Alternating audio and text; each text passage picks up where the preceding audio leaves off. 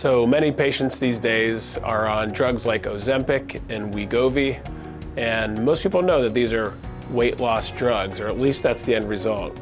These drugs were actually originally were used in the realm of diabetes to help control blood sugars. But now it's being prescribed more and more for weight loss, and these drugs are being shown to be very effective. So first, let's talk about how they work. They slow the digestive system in the stomach and small intestine.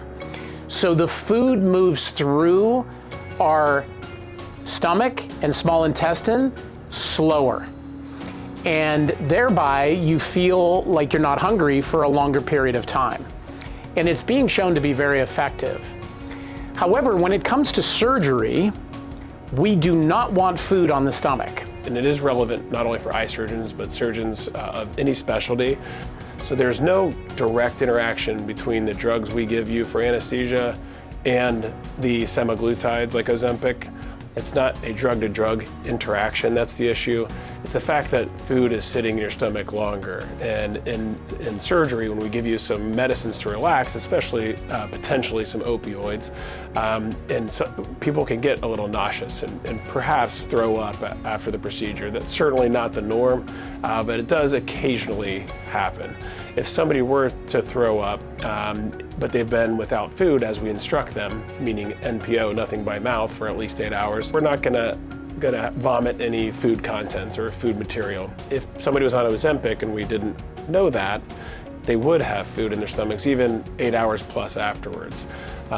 That can be problematic because if it is vomited up and then breathed in or aspirated, that could cause a choking problem where you are asphyxiated from choking on these food particles, or you could breathe them in all the way to your lungs, and that's pulmonary aspiration of food particles. And so to just ensure that that never happens, we and other surgeons recommend that any semaglutide medicines like Wegovy or Ozempic are discontinued 1 week before surgery, so we know your stomach's clear and it's moving food contents along at a normal rate.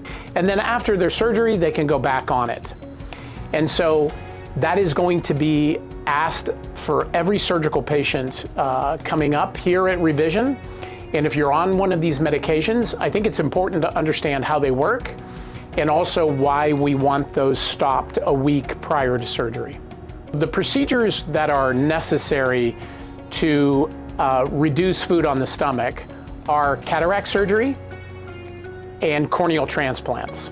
So those are the main procedures where we will be scrutinizing the medication and how people eat and don't eat prior to surgery.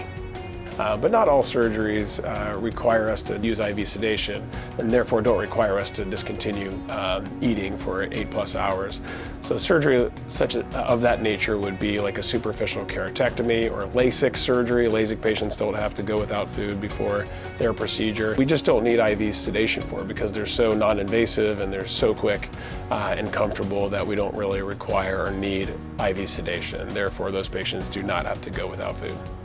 So we ask every patient what medications you're on, because medications can affect a whole slew of different things when it comes to eye surgery. So please understand you need to be accurate and you need to be timely.